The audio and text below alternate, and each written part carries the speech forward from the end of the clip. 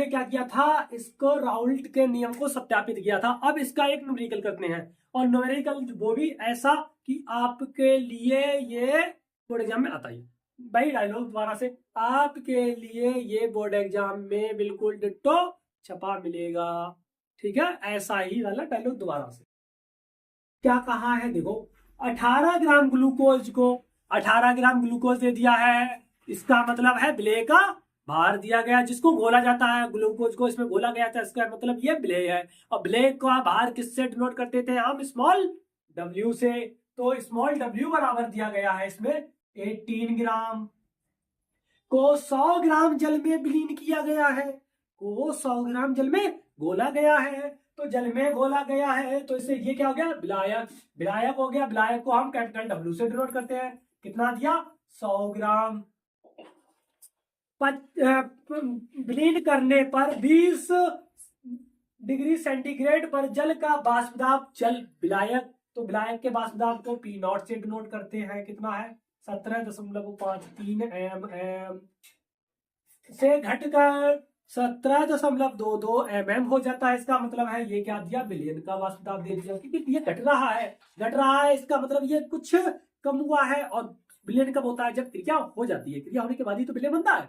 तो वही क्या है, क्रिया होने के बाद ही तो बिलियन बना है। तो इसका मतलब है, इसका ये क्या दिया गया, बिलियन का वाष्प दाब दिया गया। कितना, 17.2 mm।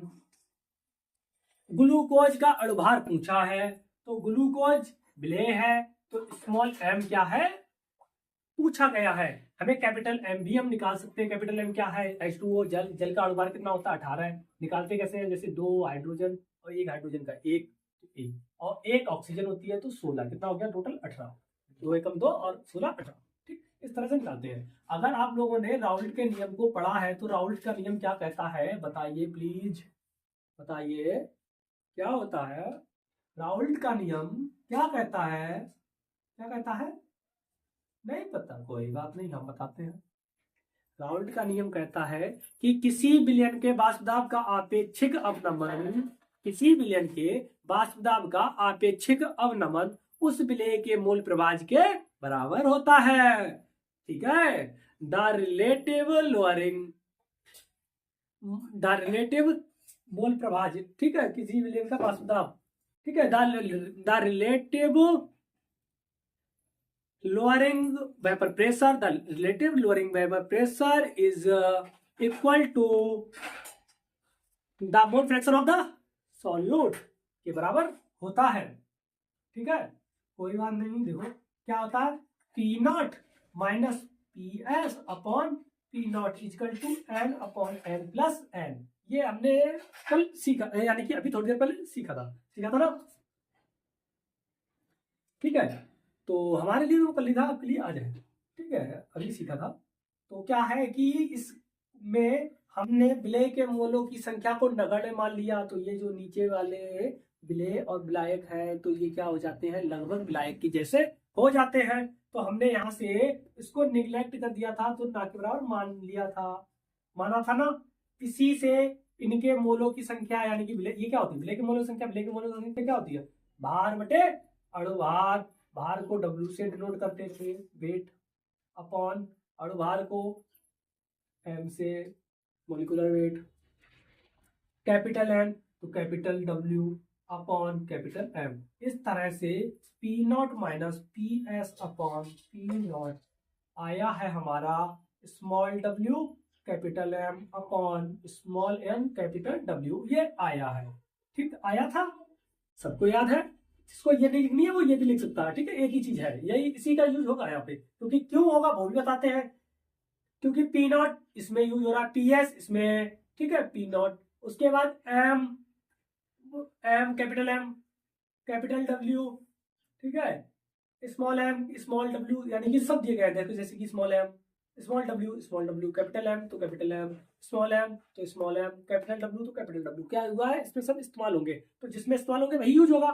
तो अब हम वैल्यू को पुट करते हैं, वैल्यू को पुट करते हैं।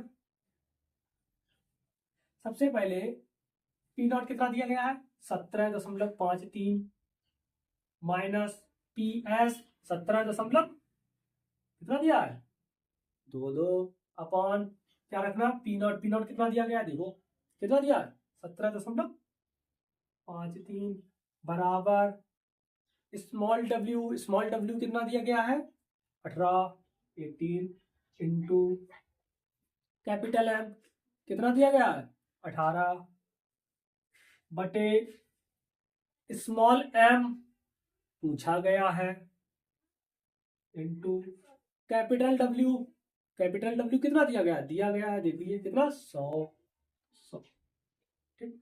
इस तरह से इसकी वैल्यू निकाली हमने कितना आएगा घटाया 1 इसको घटाया तो 3 पॉइंट लगाया 17.53 ठीक है पॉइंट से पॉइंट काटा बराबर 18 बटे एम गुणे 100 कैंची वाला गुणा करके यहाँ से m की वैल्यू निकाली है m की वैल्यू टोटल जो कैलकुलेशन करने पे पहले बताते हैं कैसे आएगी m इधर आया ये डिवाइड में ही रहा तो ये 18 गुणे 18 ऐसा आई और ये ऊपर और पहुंच गया 1753 ठीक बटे 31 ये और ये वाला 2 जीरो इसकी सबकी वैल्यू यानी कि इसको सबको सॉल्व करने के बाद आपका जो आंसर आएगा वो कितना आएगा 183 तो ये था अणुभार का यानी कि ग्लूकोज का अणुभार तो इस तरह से हम निकाल सकते हैं हम तो इसका स्क्रीनशॉट ले लीजिए ये न्यूमेरिकल बहुत ही अच्छा है ले लीजिए स्क्रीनशॉट फिर हम अगला करते हैं।